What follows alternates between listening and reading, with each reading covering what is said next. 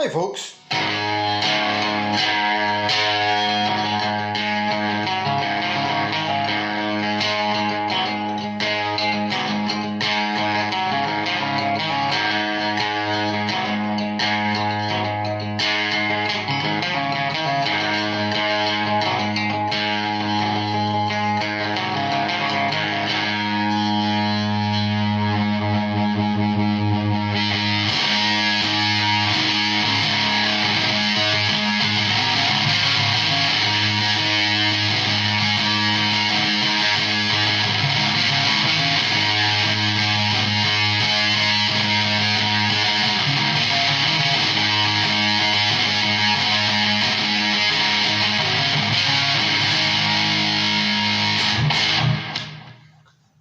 Okay, so I was back in my little favourite second-hand shop in central France and I found this little pedal. It's a Smitty Bender Pro Mark II.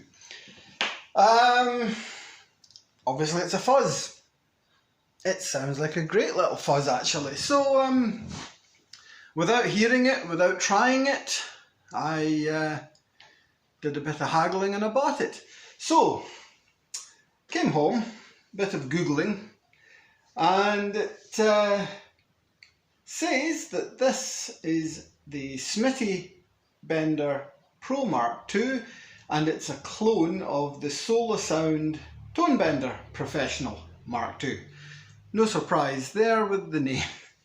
Okay, according to the wonders of the internet, it says this features a matched set of 3 Mk2 Germanium OC75 transistors, alpha pots and switch.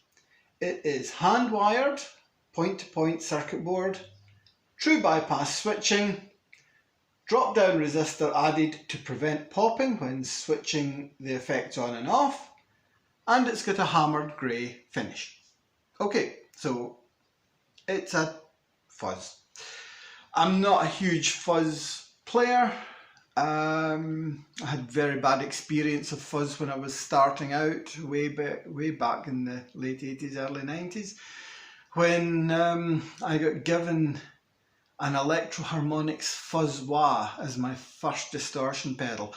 And for somebody who was into Metallica and Van Halen and the likes, the end of the hair metal era, it was really the wrong thing. So I never bothered with fuzz after that. It just wasn't a thing. But there's a lot of interest with fuzzes around these days. I've seen Boss have just announced a Waza fuzz that was meant to be released sooner. It was announced yesterday anyway. So it seems to be the kind of in thing at the moment. So anyway, fuzz, nice and simple. The little intro thing I played was just to show some of the dynamics. Level is quite simple. Oh, before I do that, this is my Boss Katana 100. I've got it set just on the 1/2 watt mode, and the only effects are a bit of reverb. So here is, I've always wanted to say this, here is my clean tone.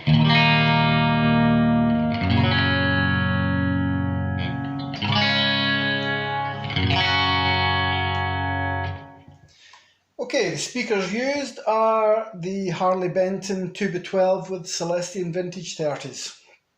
It's in a lot of my other little videos as well.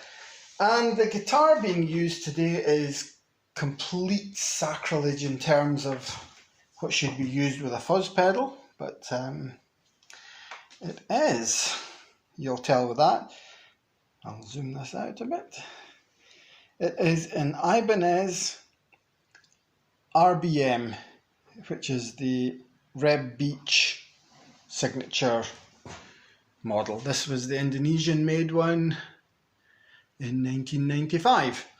The reason I'm using this is I actually don't have a guitar with a single coil bridge pickup.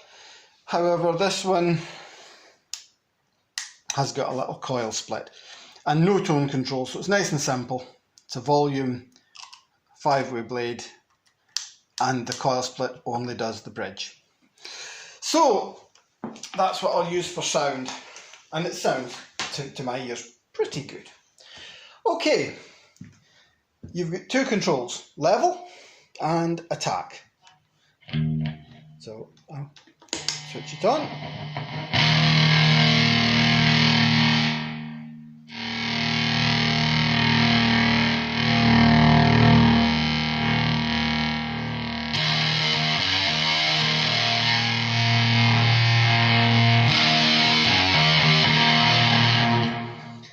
Level's just level.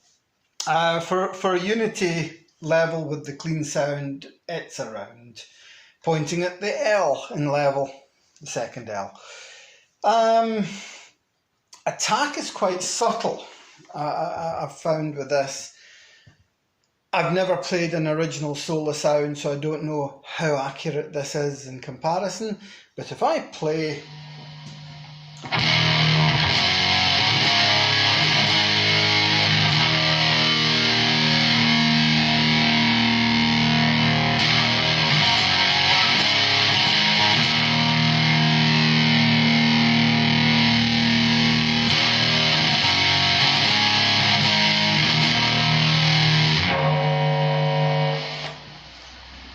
you don't hear an awful lot of difference. You get a bit of hiss there.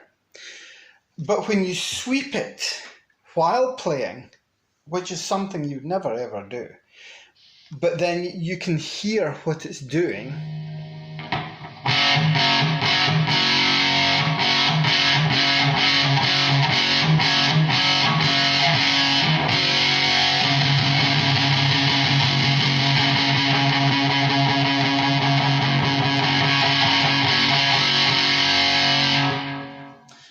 It's a little bit of a tone control, but it's more the feel. Attack is a good term for it, to be honest, because it's the pick attack becomes much more immediate the further to the right, further clockwise we go.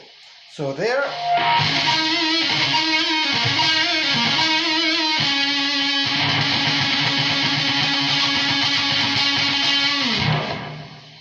Compared to the other extreme.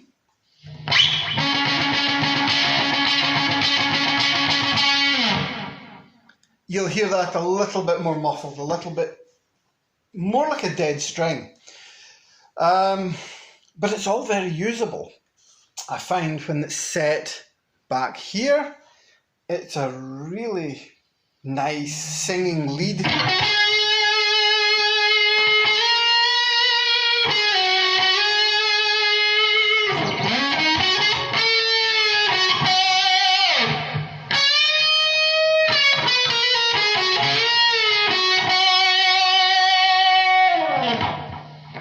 Whereas when I bring it up a little bit, it makes a nicer rhythm.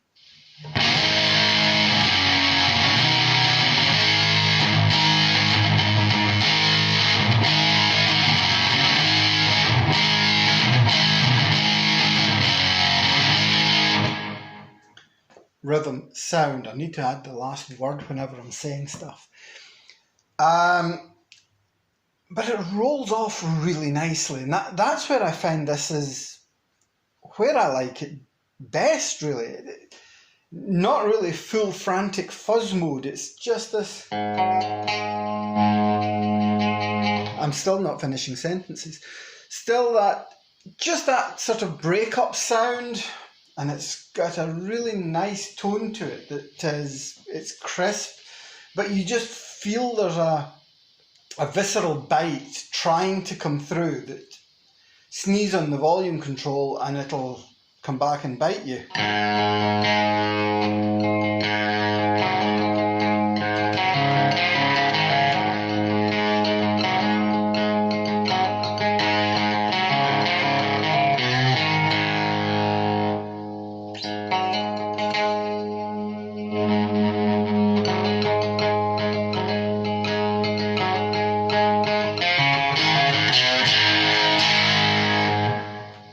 And that's just from the pick attack, so I'll put the volume on the guitar up to about halfway.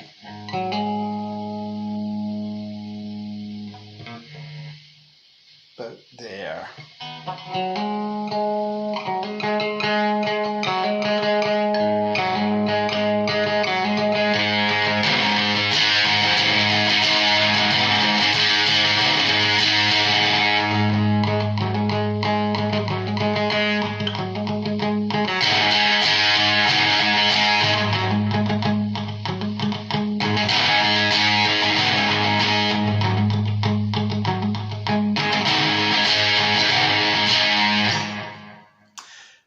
so that gives a description of what it does. It's not exactly endowed with features.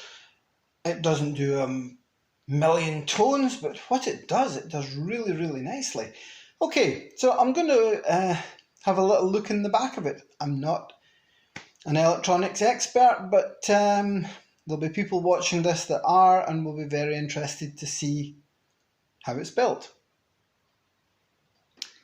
So there we go. Very, very simple inside. Battery clip, switch, circuit board, point to point, hand wired as it said, alpha pots as they said. So the description is absolutely spot on. Now,